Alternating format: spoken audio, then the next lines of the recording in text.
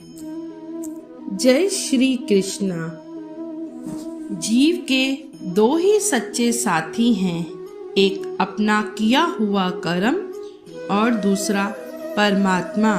शेष तो सब यहीं मिले हैं और अंत में यहीं बिछड़ जाएंगे। हंसकर जीने में ही जीत है, आत्मा की आवाज ही संगीत है। क्या आप जानते हैं कि एक ही घड़ी मुहूर्त में जन्म लेने पर भी सबके कर्म और भाग्य अलग अलग होते हैं। ऐसा क्यों?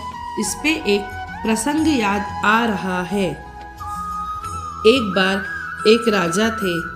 बड़े ही विद्वान ज्योतिषों को बुलाकर उन्होंने प्रश्न किया, मेरी जन्म पत्रिका के अनुसार मेरा राजा बनने का योग था। मैं राजा बना, किंतु उसी घड़ी मुहूर्त में अनेक जातकों ने जन्म लिया होगा तो राजा नहीं बन सके।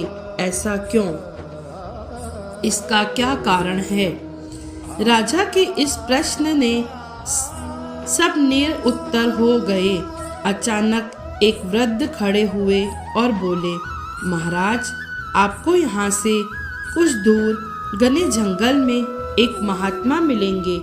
उनसे आपको उत्तर जरूर मिल सकता है।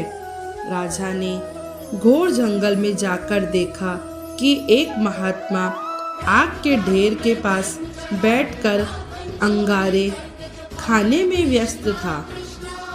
राजा ने महात्मा से जैसे ही प्रश्न पूछा, महात्मा ने क्रोधित होकर कहा, तेरे प्रश्न का उत्तर आगे पहाड़ियों के बीच एक और महात्मा है जो दे सकते हैं। राजा की जिज्ञासा और बढ़ गई। पहाड़ी मार्ग पार कर बड़ी कठिनाइयों से राजा दूसरे महात्मा के पास पहुंचा। राजा हक्का बक्का रह गया। दृश्य ही कुछ ऐसा था। वे महात्मा अपना ही मांस चिमटे से नोच नोच कर खा रहे थे। राजा को महात्मा ने भी डांटते हुए कहा, मैं भूख से बेचैन हूँ, मेरे पास समय नहीं है। आगे आदिवासी गांव में एक बालक जन्म लेने वाला है जो कुछ ही देर तक जिंदा रहेगा। वह बालक तेरे प्रश्न का उत्तर दे सकता है। राजा बड़े बेचैन हुआ। बड़ी अजब पहेली बन गया था उसका प्रश्न। उत्सुकता प्रबल थी। राजा पुण्य कठिन मार्ग पर पार कर उस गांव में पहुंचा। गांव में उस दंपति के घर पहुंचकर सारी बात कही। जैसे ही बच्चा पैदा हुआ, दंपति ने नाल सहित बालक राजा के सम्मुख उपस्थित किया। राजा को देखते ही बालक हंसते हुए बोलने लगा, राजन, मेरे पास भी समय नहीं है, किंतु अपना उत्तर सुन लो। तुम, मैं और दोनों महात्मा 7 जन्म पहले चारों भाई राजकुमार थे। एक बार शिकार खेलते खेलते हम जंगल में 3 दिन तक भूखे प्यासे भटक रहे। अचानक हम चारों भाइयों को आटे की एक पोटली मिली। हमने उसकी 4 बाटी सेकी।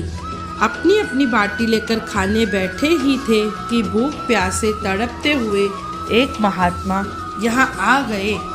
अंगारे खाने वाले भाइयों से उन्होंने कहा, बेटा, मैं 10 दिन से भूखा हूँ, अपनी बाटी में से मुझे भी कुछ दे दो, मुझ पर दया करो, जिससे मेरा भी जीवन बच जाए। इतना सुनते ही भैया गुस्से में भड़क उठे और बोले, तुम्हें दे दूंगा तो क्या खाऊंगा? आग, चलो भागो यहाँ से। वे महात्मा फिर मांस खाने वाले भाइयों के निकट आए। उनसे भी अपनी बात कही, किंतु उन भैया ने भी महात्मा से गुस्से में आकर कहा, बड़ी मुश्किल से प्राप्त ये बाटी तुम्हें दे दूंगा तो क्या मैं अपना मांस नोचकर खाऊंगा? भूख से लाचार वे महात्मा मेरे पास भी आए, मुझसे भी बाटी मांगी, किंतु मैंने भी भूख में धैर्य खोकर कह दिया, चलो आगे बढ़ो, मैं क्या भूखा मरूं? अंतिम आशा लिए वो महात्मा हैं राजन आपके पास भी आए, दया की याचना की। दया करते हुए खुशी से आपने अपनी बाटी में से आधी बाटी आदर सहित उन महात्मा को दे दी। बाटी पाकर महात्मा बड़े खुश हुए और बोले, तुम्हारा भविष्य तुम्हारे कर्म और व्यवहार से चलेगा। बालक ने कहा, इस प्रकार उस घटना के आधार पर हम अपना अपना भोग रहे हैं और वो बालक मर गया। धरती पर एक समय में अनेकों फल फूल खिलते हैं, किंतु सबके रूप, गुण, आकार, प्रकार, स्वाद भिन्न होते हैं। राजा ने माना कि शास्त्र भी 3 प्रकार के हैं, ज्योतिष शास्त्र, कर्तव्य शास्त्र और व्यवहार शास्त्र। जातक सब अपना किया दिया लिया ही पाते हैं। यही है जीवन। गलत पासवर्ड से एक छोटा सा मोबाइल नहीं खुलता, तो सोचिए गलत कर्मों से स्वर्ग के दरवाजे कैसे खुलेंगे। जय श्री कृष्णा।